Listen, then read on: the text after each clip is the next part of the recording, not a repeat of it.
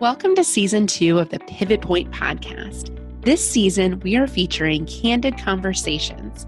We're interviewing industry experts and leaders about candid conversations they've had that involve gender in some way. They're going to fill us in on what happened, what prevented them from addressing it, the risks they took in that conversation, why they chose to say something, and how they handled it, and what happened next. Stay tuned for Pivotal Stories, a Positive Change. We have a very special guest with us today. David Smith, PhD, is the co-author of Athena Rising, How and Why Men Should Mentor Women, and Associate Professor of Sociology in the National Security Affairs Department at the United States Naval War College. A former Navy pilot, Dr. Smith led diverse organizations of women and men, culminating in command of a squadron in combat, and flew for more than 3,000 hours, over 30 years, including combat missions in Iraq and Afghanistan. As a sociologist trained in military sociology and social psychology, he focuses research in gender, work, and family issues, including gender bias and performance evaluations, dual career families, military families, women in the military, and the retention of women. Dr. Smith is the author of numerous journal articles and book chapters, many on the topic of gender and the workplace. Learn more about David at his website, davygsmithphd.com. Welcome, David. Well, thanks for having me today, Julie. Well, thank you. As David has been a longtime supporter and actually one of the endorsers of our book One. And anytime I reach out, despite the fact that he's on stages all over the country and has a very, very busy research and teaching profession, David, I have to say you're super responsive and have been an incredible ally to me. So I wanted our listeners to know this is definitely one of my top allies that I have, and I'm so thankful to spend some time with you today. Oh, it's very kind. I appreciate all the affirmation, and it's great to work with colleagues like you all over the place. All right. Well, I understand you have a candid conversation and probably a few up your sleeve. I'd love for you to share a candid conversation you've had about this topic, gender in the workplace. Certainly. The one that came to mind, and again, there were many of these that I was thinking of, but one that I don't think we address as often, but I think it's really important that we look at this particular aspect of behavior in the workplace. And so it started with a conversation I was having with a woman, a colleague of mine, and she was expressing her disdain over the fact that one of her supervisors kept talking about the women in their unit in terms of how they needed to be treated with respect, but at the same time, in terms of treated like fine china, that they were somehow fragile and had to be treated with kid gloves. And she found it really off-putting. And I think we can all kind of relate to that in a variety of different ways. And she was asking if that was something that she should address or how that should happen. And so I happened to know her supervisor, and I said, would you mind if I had a conversation with him instead? And she said, certainly. And I was, when I was thinking about this, one of the couple of things that I was going through in my mind were, one, she's certainly capable of having that conversation herself. And I didn't want to undermine her in any way by having that conversation with him. And I certainly wasn't going to necessarily bring up the fact that she and I had that conversation. But I felt that in this, knowing her supervisor, that this might be a conversation that he would be more receptive to what I would be bringing as far as having a conversation with him as another dude, another guy out there. And so I asked her if that was okay, because I did feel like that was something I needed to ask. And she said, oh, absolutely. And she said, feel free to, even to use my name. And I said, well, that's not necessary, but I'll address it with him. And one of the things I did was I contacted him and I said, hey, you mind if I stop by for a cup of coffee? And I wanted to do this kind of on his turf because I think, kind of meeting him in a place where maybe he felt safer. And I certainly didn't want him to feel kind of off put or that I was coming after him in any particular way. But in addressing it, I talk to him about in terms of how this is really a form of sexism. And I think it's one that we all need to think about a little bit more, about the fact that it sounds very positive and respectful. And I think around a lot of traditionally male professions out there, we think of it in terms of kind of chivalry. And this is the knight in shining armor rescuing the damsel in distress. But it's not necessarily a helpful thing for men to talk about or to perceive or to behave around women in that way, because it's undermining and disempowering in a lot of ways that is not useful in the workplace. And so this form of benevolent sexism is something that, again, it can be even more challenging to address. I addressed it with him in terms of how he, how talking about women in this particular way, how it could be disempowering and undermining for them, and in many ways not allow them to be their best in the workplace and achieve what they were trying to achieve in supporting him as their supervisor, right, and accomplishing the goals of their organization.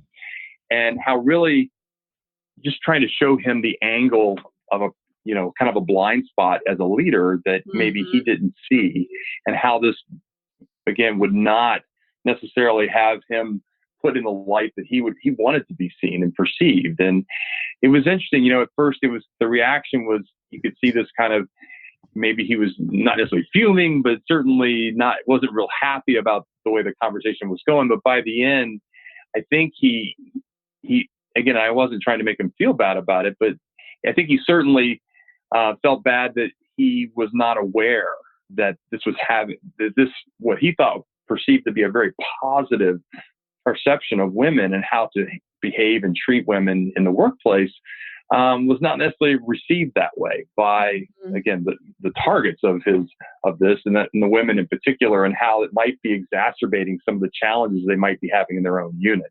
Yep. So it was really interesting to see how that happened. And what the reason I share this story in particular is because one of the things I'm kind of very proud of and happy about in this particular one is this gentleman and I, while we're not in the same organization anymore, we've both gone off into different organizations. We still keep in touch, and we have these follow-on conversations about how, again, we can be better allies for women in the workplace, but not just for women, but for each other. And I think this is a really important message for men today, especially as you think around the Me Too moment that we're in, is that, men have to have a place where we can feel safe and courageous and having conversations with each other and supporting each other. And not necessarily, we've got each other's backs on this, and not necessarily that we're coming after each other, or it's not in a competitive, demeaning kind of way that we're approaching each other. And I think that's really important today, especially.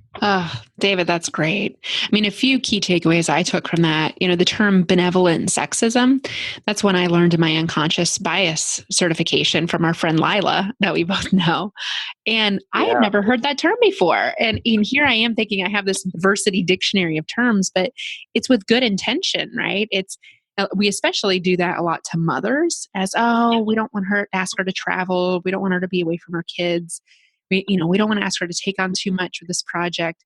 And with him, he was probably trying to create a safety net for the women on his team, but he was treating them differently, to which we know that can have adverse effects when groups are treated differently based on their gender. And so I love that. And I love the great story that comes out of it. Now we're allies for one another, because men need their allies too. Just as women, we need our safe place at women's leadership conferences and places where we can be women and share our stories with women.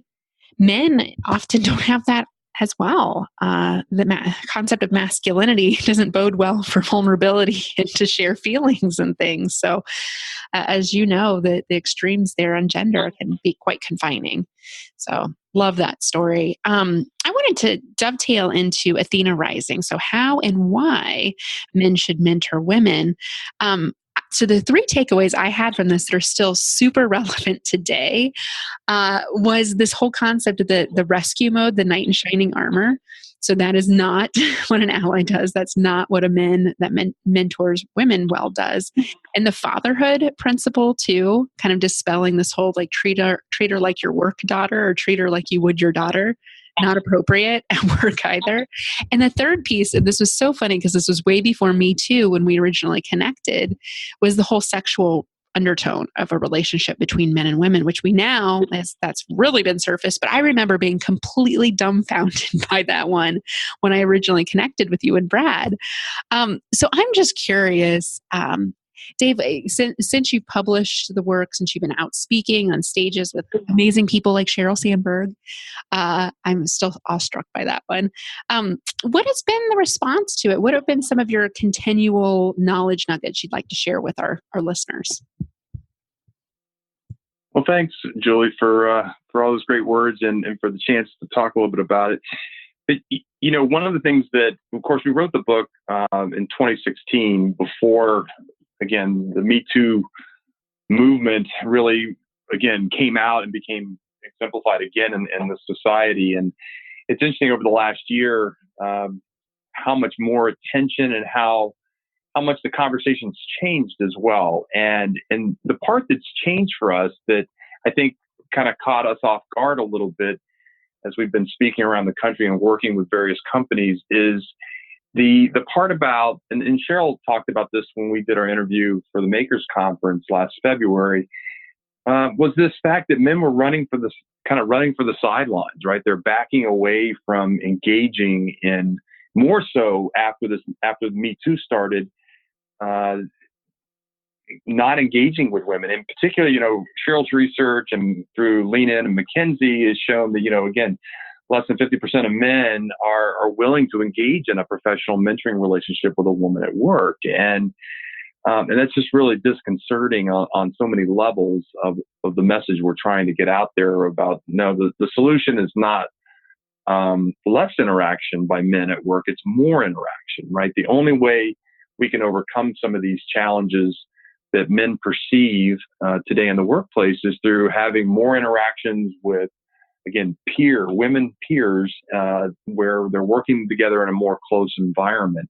And mentoring relationships is just one form of that, of course. There's lots of others.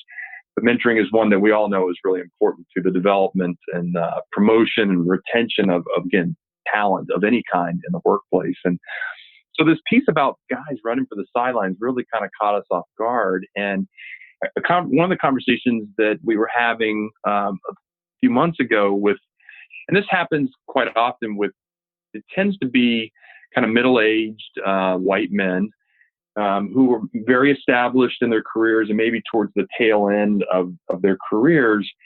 When you really get down to it, you get them to be open about it and you ask them about why they're not mentoring women or engaging in these mentoring relationships. They say that they can't afford a misstep. So there's this perception, again, that in today's society, right or wrong, that, one misstep, one saying the wrong thing, doing the wrong thing is going to land you in HR where the sexual harassment charge is going to end your career. And that people that towards the tail end of their careers, of course, feel like they can't afford to do that. And so that's been one of the really interesting aspects that we continue to hear this from, again, it tends to be older men and later in their careers. But making the compelling case around why that isn't going to work for them or how they may be working themselves out of a job because they're not going to be as competitive and salient and everything else because, again, they're not hiring and retaining the best people, right? And getting the most out of their teams because they're not willing to engage in these relationships at work is really, they're working themselves out of their own jobs. And so we try to make that case with them.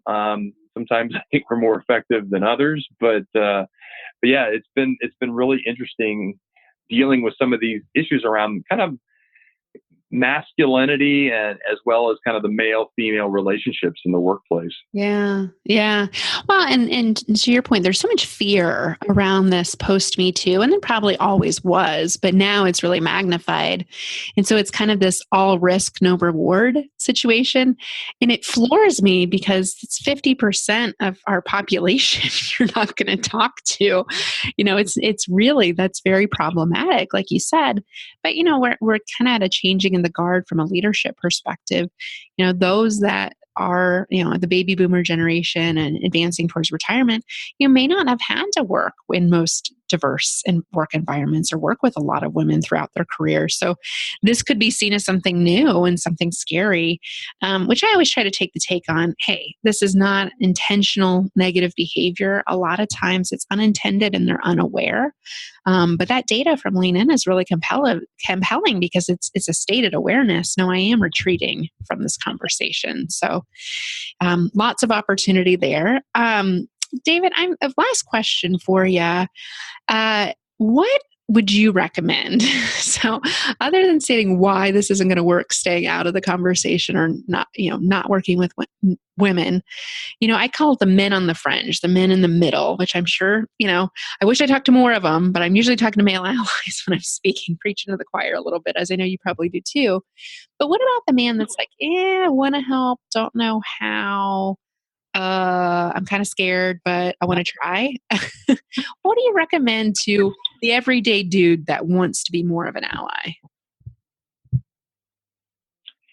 Well, I think the easiest thing, and I always think the easiest path is probably the best one, especially in the workplace, is to think about the women, their peers in particular, that they have some sort of a relationship with already, whether they're friends or whatever it is, coworkers in the workplace, and establish, take that relationship and do a little bit of peer mentoring. And I think we don't give enough credit in peer mentoring its due, because there's a lot of great feedback that we can give each other, and we can challenge each other in ways as peers that we can't necessarily do when we put the power dynamics in there, when somebody's more senior or junior to you.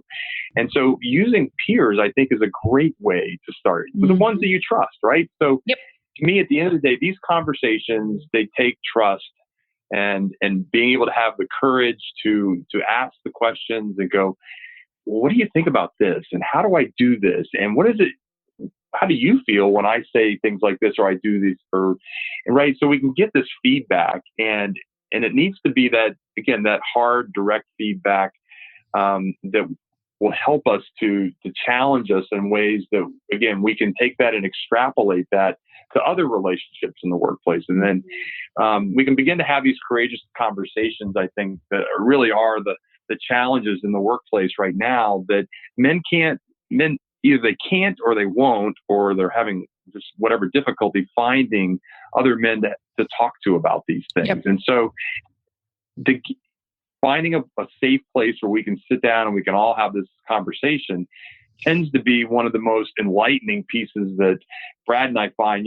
We often in workshops try to create these same environments, right? We try to role model it and give examples of what this would look like. And some ways to do that, through either focus groups in a workshop, the kind of fishbowl exercises where everybody gets to listen in on a particular group sharing experiences about some of these particular topics. I think a great way. But we have to share. We have to take the time to share the information and be very candid about how these things affect us in the workplace. And I think only through these conversations are we going to get these men in the middle, the average everyday dudes, to begin to get comfortable in places maybe that they are not. And really, at that point, we can really start to shift things in the workplace.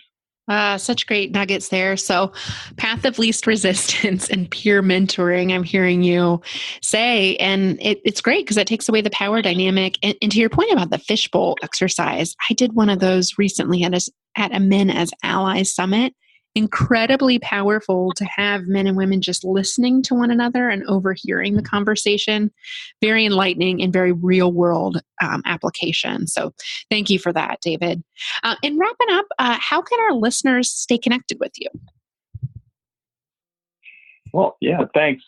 So Brad and I do a lot of speaking and workshops around the country, and certainly through our websites. Mine, as you said before, David G. Smith PhD.com is my website, and Brad's, my co-author, is wbradjohnson.com. And certainly you can see more about the book and what we're doing. And we write fairly extensively in Harvard Business Review and that outlet. And so you often find a lot of these topics in shorter chunks there as well.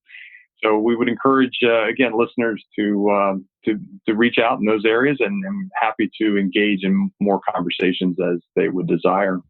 Excellent. Excellent. Yes. Regular authors on HBR and on LinkedIn, always publishing great content. It's tidbits that are very digestible. So, David, you're phenomenal. The work you do is phenomenal. I just appreciate so much of your time. Thank you for being with us today. In the studio, we have with us Amy Waninger. As a leader, speaker, author, and coach, Amy is passionate about helping others achieve their full potential at work. Amy is the founder and CEO at Lead at Any Level, which helps busy professionals develop skills in leadership, diversity, and inclusion, and career management. She is the author of Network Beyond Bias, Making Diversity a Competitive Advantage for Your Career. Amy is also ProSci certified change practitioner and a professional member of the National Speakers Association.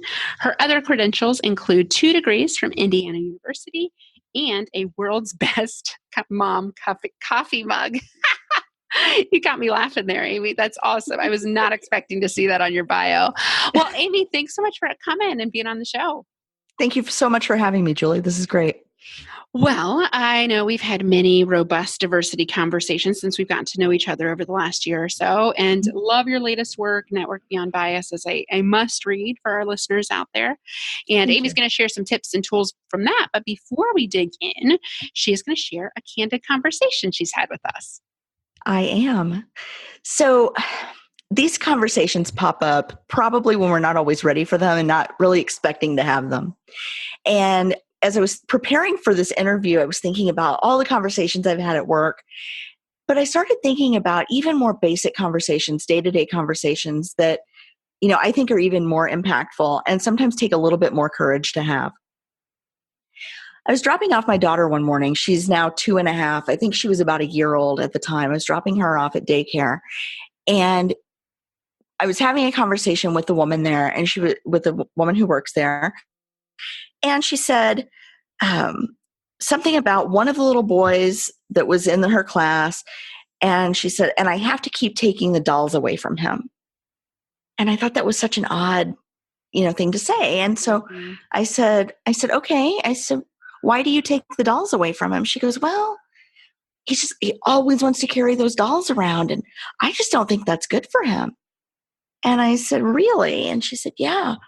And I said, I said, well, do you let the girls play with the trucks? I said, because Vivian plays with trucks all the time. Yeah, she'll play with the cars and get down and make the noises and stuff, even pretty little. And especially because she has brothers, right? So she kind of, emulates what they do. And she said, well, yeah. And I said, so it's okay if the girls play with boy toys? And she said, well, yeah, that's fine. And I said, but not if the boys play with girl toys? And I already have a problem with boy toys versus girl toys, but this is You're playing along. I'm trying to play along. And so she said, well, yeah, because, and she kind of stopped. And I said, I said, do you think that's because maybe you value the girls less than you value the boys? And she goes, no, that's not it. I said, well, then why would you not want to encourage a boy to be more nurturing? Mm-hmm. Why would you not want to encourage a boy to grow up to be a good daddy? And she just kind of stood there for a minute and looked at me. She's like, I never thought about it like that. Aww. And I said, well, and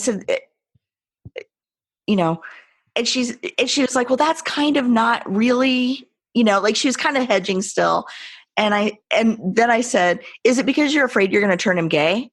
Oh, geez. And she kind of looked at me and I said, here's the thing. He could play with those dolls all day long. And if he's not gay, it's not going to matter. And if you take the dolls away and he is gay, it's not going to matter. If he wants to play with the dolls, why can't he play with the dolls? Mm-hmm. And she said, well, I didn't mean it like that. And I said, well, yeah, you probably did. and she stood there for a little bit. She goes, well, I have gay friends. I said, well, then act like it. Oh. And she goes, oh. And she happened to be a woman of color. And I said, if my son was like, if I told my kids they couldn't listen to R&B music and because I didn't want him to turn out wrong or turn out the wrong way. I'm like, how would you take that? Mm-hmm. Right? Because that wouldn't be okay. I'm like, I wouldn't say, well, that's okay because, I have friends who are Black, which is horrible. Like anybody who says that is right. like not telling the truth, it's right? Blatant, right? Yeah. Right. I said, so, if you really have respect for these friends that you have, maybe don't think less of them when they're not around. Right. And, I could see it kind of sinking in. And she said, I think I have been taught to value girls less. Mm. And you're right. I probably am a little homophobic. And, I said, well, these are things that we grow up learning, but we can unlearn them too. Mm-hmm. And she said, no, you're right. And she's like, I just never thought about it that way. And so for all the work conversations I've had, and, that it's maybe a little late to influence people, or sometimes you feel like, you're beating your head against a wall. I was so excited to have a conversation, even if it was only a small breakthrough with her, right? Sure. That maybe influence the kids in her daycare, that, if the boys wanted to play with dolls and learn how to change diapers and be good big brothers or good daddies, or teachers or nurses someday, that was going to be okay in her classroom. Yeah.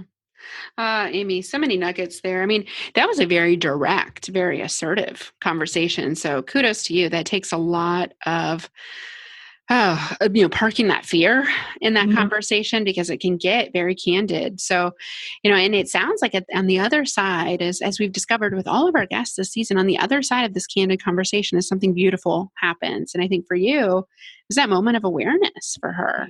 Maybe I am valuing girls' work less than boys' work, whatever quote unquote means.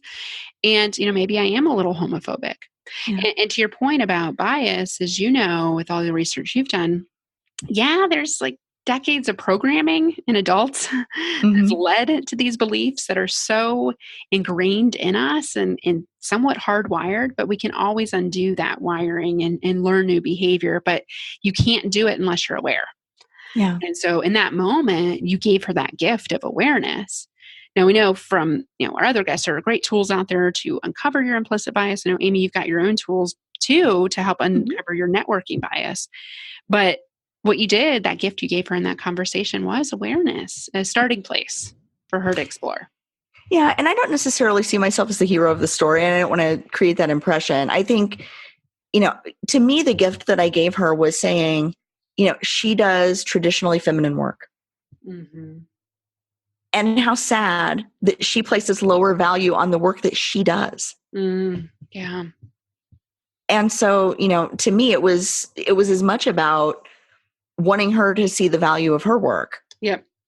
As that as well. And, she and I learn a lot from each other, and I'm very blessed, I think, to have her in my life, because, we do spend a lot of time in the mornings talking when I drop off my daughter. And, so it's not always, the exchange isn't always that one-sided, but you'd already had trust. Well, and that's right, also a big ingredient in these conversations, to have trust so that you can have a candid conversation. The relationship's not going to be completely destroyed because you called her out a little bit. You had to have trust to do that.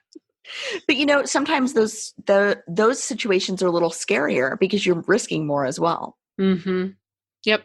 Yeah. Well, and especially having a different race dynamic on top of that. So you covered diversity from several different areas, right? It's what I do, Julie. Intersectionality is a real thing, and this conversation highlights it.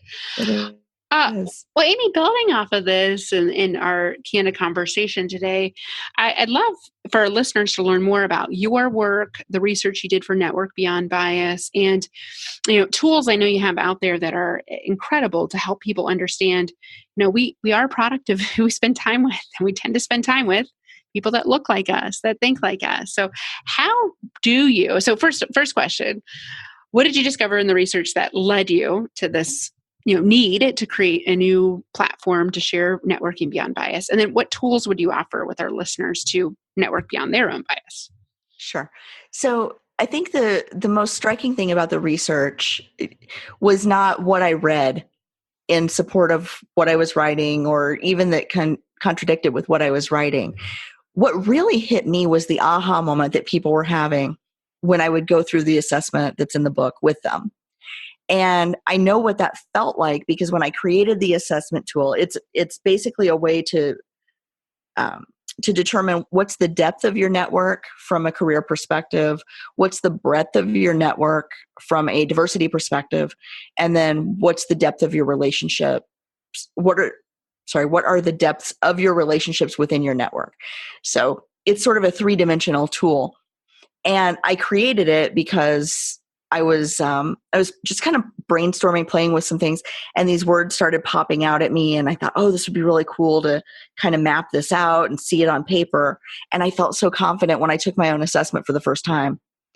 And I did not feel at all confident when I took my first assessment for the first time when I was finished, because I realized that so many people in my network looked just like me. Mm. And I had been doing diversity and inclusion work for a while before I put this together. So I thought it was going to really be okay, right? I thought I was going to be like the shining example of how to do this right. And I was not. And so what I realized from that, though, was it gave me a framework that then I could say, oh, I need to go seek this out intentionally, because even though I'm trying really hard, it's not happening on its own. Yep. And so I started doing the assessment with other people. Like if I, have coffee with somebody, and I'll just draw it on a napkin, or, I'll like pull out the book and I'll say, okay, look at this, and we'll do this, and walk through it with them. And they usually feel pretty good in the beginning, and then they feel a little less good, and then they're pretty devastated by the end, which on the one hand kind of makes me feel bad, but until they see it, they don't know. Right. And I love that moment where people will look at me and say, oh my God, how do I fix this? Mm-hmm. Or, wow, I have work to do, which is such an exciting thing, because then they know and they can do something about it.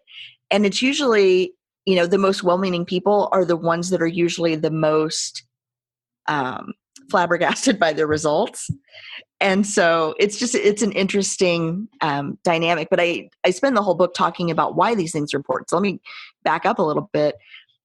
As you network in your career, most of us will spend time with people that we know a lot about, or that we're really comfortable with. If we go to a networking event, we're going to walk up to the people that look the most like us, that are dressed the most like us. Maybe we've already met them before. They're doing what we would want to be doing, so we go hang out with them. And all that does is it gives us the illusion of a broad network, but it's not really a broad network, because you're just repeating people over and over and over again in your life. Mm-hmm. So there was this episode of Seinfeld, if you watch Seinfeld, where they had like this bizarro world cast where Elaine kept switching between the friendship groups. And the new friendship group was just like her old friendship group, but they were just a little bit different in like really quirky ways. And they were off doing something. And George said, well, can I come? And Elaine looks at him, and she looks at her bizarro world friends, and she looks back and she goes, I'm sorry, but we already have a George. Right. And if you think about your network that way, you probably have like 5 Georges. Right. So why not get somebody different? And so that's what the whole point of the book is. You're going to be able to innovate better. You're going to get more ideas coming from other places. You're going to learn things and see things from a lens you've never considered before, just because you're connected with people on a personal level that see things differently from the way you do. And that assessment that you drew on the back of the napkin, I know you did that for another one of our guests this season, Jason Barnaby, and he raved about it in his podcast interview, and that's available with the purchase of the book. So great takeaway to discover your own bias. And I can absolutely relate, Amy. I mean, I started a peer group at the beginning of this year. This is with all the background I have in diversity, with all the great intentions in the world. Who's in my peer group? I saw a picture on Facebook. I know who's in your peer group. 3 other mid-career white women that have their own businesses. I mean, we have so much in common. What's interesting about it is they give me really good ideas because they've been through the things I'm going through. So that's the part of that shared experience that draws us in. But we have, since we realized this, and we just got started, and we realized this in the spring, like, okay, let's get more diverse. Like, let's maybe bring in a man. That's an easy starting point. Let's definitely bring in, You go to the other diversity variables, racial diversity, maybe LGBTQ.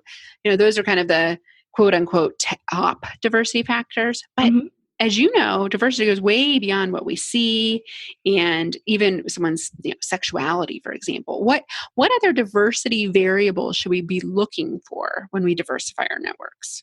So I'm going to give you the very easiest one. And it's usually the one that I lead with when I do my workshops, because it's an instant aha and people don't feel threatened by it at all.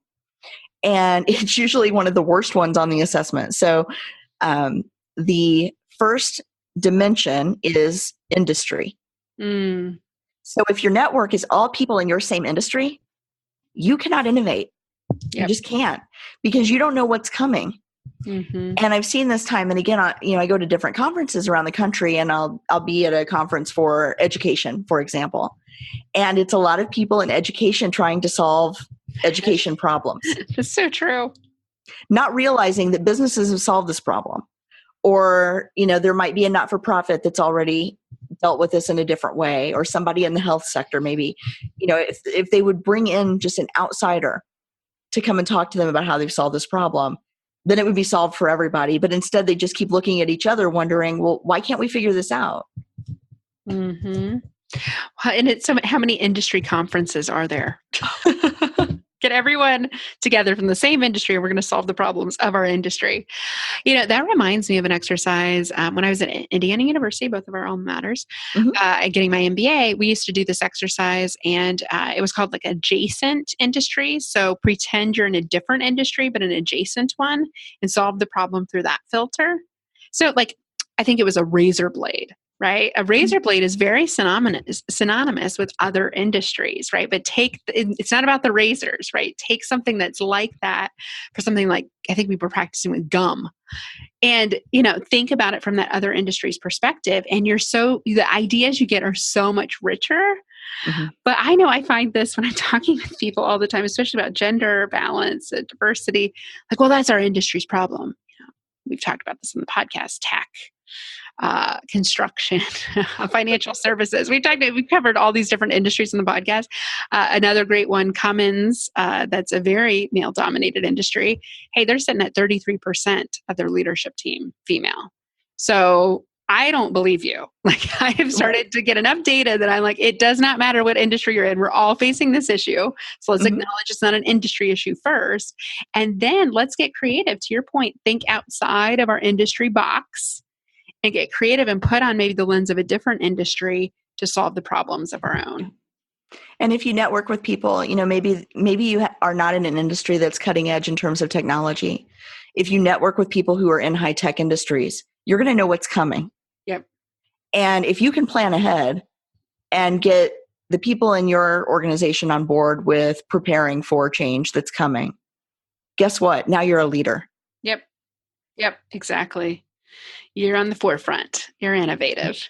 And I think that's what all companies are striving to do, right? Is to stay ahead with their competitive advantage and be innovative. Absolutely. But what do? They get in a room and they talk to each other. Right. Peer groups, industry groups.